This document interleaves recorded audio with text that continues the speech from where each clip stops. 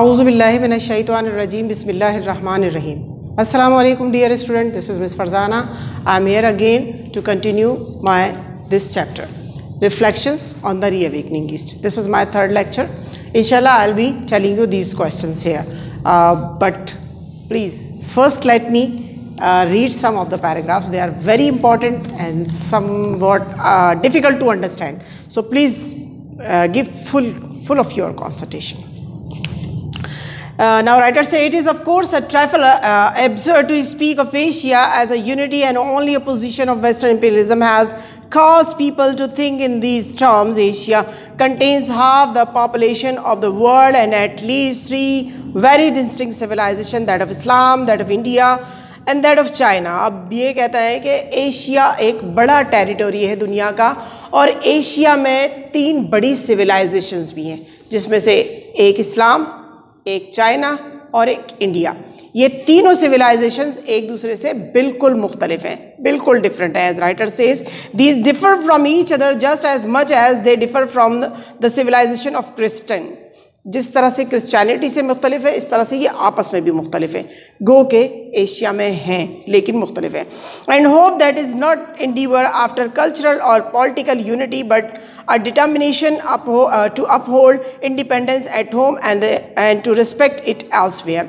और राइटर कहता है उम्मीद ये है कि उम्मीद ये है कि इसका एहतराम किया जाए. हर सिविलाइजेशन का एहतराम अपने आप में ज़रूरी है.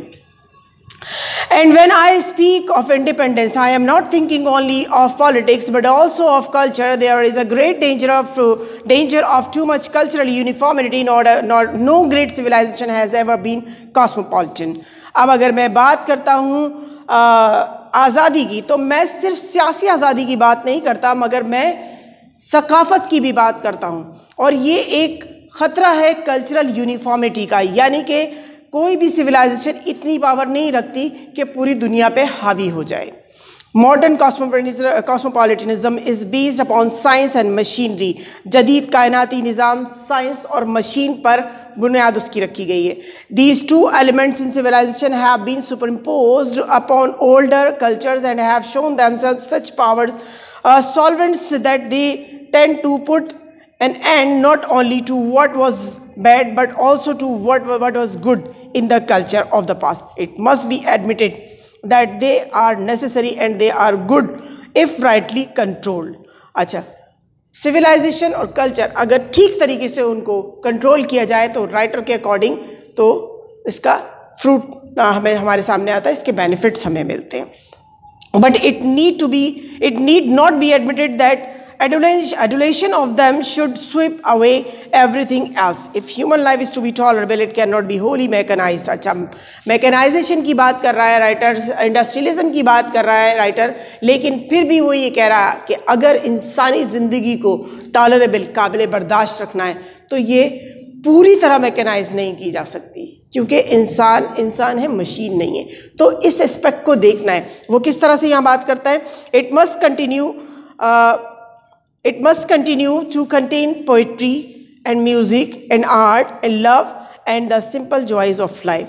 अच्छा, जहाँ पर मैकेनाइजेशन की बात हो रही है, वहाँ पर राइटर कहता है कि इंसानी ज़िंदगी के लिए कुछ म्यूज़िक, कुछ आर्ट, कुछ फ़न, कुछ पोइट्री, कुछ लव, कुछ रोमांस, नेचर और क्या कहते हैं, ज़िंदगी की छोटी छोटी खुशियाँ. जैसे कि हम छोटी छोटी सेलिब्रेशन कर लेते हैं, छोटी छोटी गैदरिंग कर लेते हैं फैमिली में, फ्रेंड्स में, तो इससे क्या होता है कि ह्यूमन जो कहना चाहिए कि इमोशंस होते हैं वो सेटिस्फाई रहते हैं.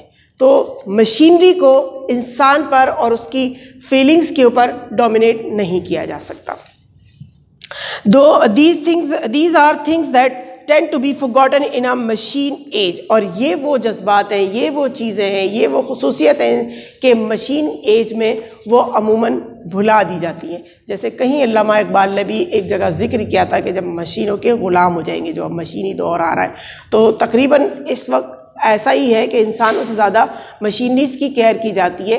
तो इसी चीज़ की बात की है, they are forgotten in communism philosophy. और वो ये कहता है कि कम्युनिज्म का जो फ़लसफ़ा है उसमें भी भुला दी जाती हैं. They are not given sufficient weight by many men who think themselves in forefront of progress, और वो लोग जो तरक्की की राह में सबसे आगे होते हैं वो भी इस चीज़ को कोई ख़ास वजन नहीं देते. I should like to hope that reawakening Asia will remember these elements in good life.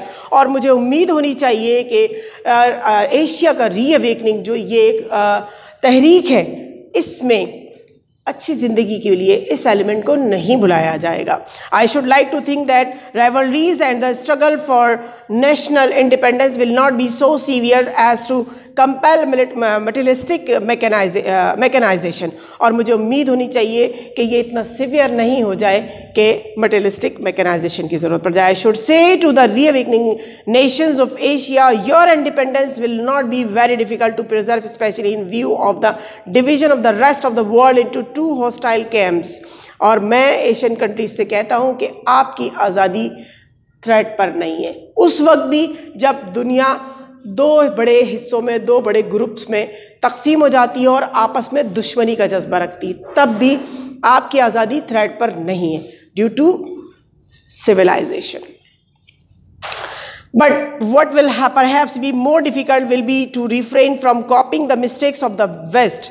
हाँ, मगर क्या चीज़ है जो ज़्यादा डिफ़िकल्ट हो जाती है, वो ये बताते हैं कि मग़रिब की तक़लीद से हम अपना वजूद, अपनी शख्सियत को खो देते हैं. The West throughout the last 5 centuries has displayed extraordinary energy which has taken many forms. और वो कहते हैं तकरीबन पिछले 500 सालों से मग़रिब ने बड़ी अपनी तवानाई का, बड़ी एनर्जी का मुज़ाहरा किया, और वो एनर्जी भी जो डिफरेंट फॉर्म्स रखती है, जैसे कि सम गुड सम बैड. कुछ अच्छी जगहों पर भी उन्होंने अपनी एनर्जी का मुज़ाहरा किया और कुछ बुरी जगहों पर भी. It has explored the world from pole to pole. और इसने दुनिया के इस कोने से दूसरे कोने तक पूरी दुनिया को एक्सप्लोर किया, समझा, जाना, स्टडी किया.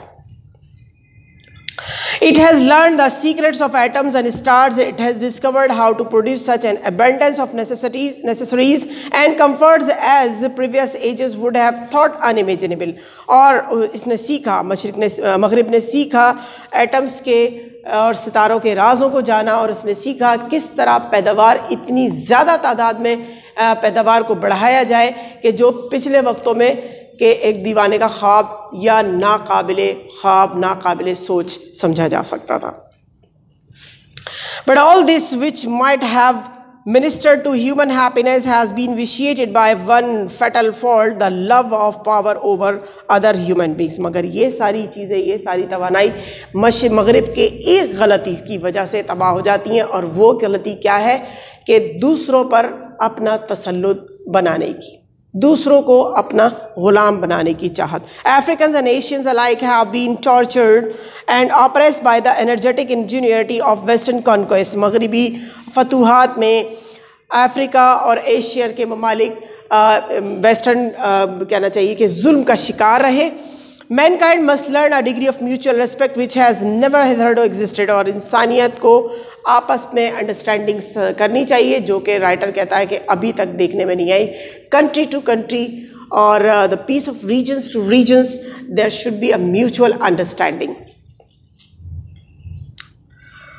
And perhaps some, at least, of the nations of Asia will have learned this lesson from their suffering at the hands of ingenious despots. Perhaps, on the other hand, they will only have acquired a wish to imitate the ruthless mastodons who are bringing the West to disaster. हो सकता है उन्होंने अपनी तकलीफ़ों से सीखा हो कि किस तरह अमन ही बेहतर है दुनिया के लिए, या उन्होंने भी यही सीखा हो कि मग़रिब की तरह हम पावर में बड़ी पावर हासिल कर लें और फिर डोमिनेशन पर. I have not the gift of prophecy and cannot plumb the depth of human folly. और राइटर कहता है कि मैं फ्यूचर नहीं बता सकता हूँ, और ना ही मैं इंसान की बेवकूफ़ियों की गहराई को बता सकता हूँ.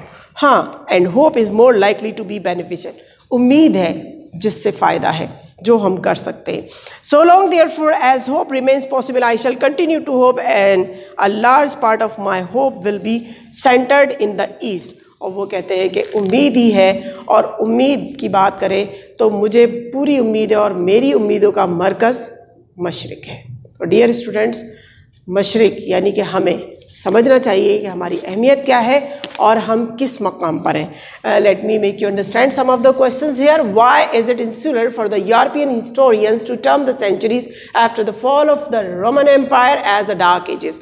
जैसा कि मैंने चैप्टर में बताया था कि किस तरह से डार्क एजेस कहा गया, तो यहाँ पर सवाल भी है कि क्यों यूरोपियन हिस्टोरियंस ने उस टाइम को अंधेरों का ज़माना कहा। The second question is that Why does the author consider it useless to resist industrialization? क्यों राइटर मुसन्निफ ये समझता है कि इंडस्ट्रियलाइजेशन के ख़िलाफ़ एहतिजाज या उसके ख़िलाफ़ रहना बेकार बात है। What in the author's view has been the most serious flaw in the character of the West over the last few centuries? पिछली कुछ सदियों में राइटर कहता है कि क्या ख़तरनाक गलती रही है मगरिब के किरदार में। अब आखिरी सवाल है, What in the author's view should Asian countries accept from the West and what should they reject? क्या चीज़ ऐसी है जो एशियन कंट्रीज़ को मगरिब से सीखना चाहिए और क्या चीज़ ऐसी है जो उन्हें मगरिबी तहज़ीब की या मगरिबी कल्चर की या मगरिबी सोच की चीज़ को रिजेक्ट करना चाहिए, अपनाना नहीं चाहिए। My dear student, hope you must understand the chapter. If you don't understand, repeat the video again so that you can understand it properly. Inshallah, we'll be meeting in my next chapter. Till then, Allah Hafiz. Bye bye.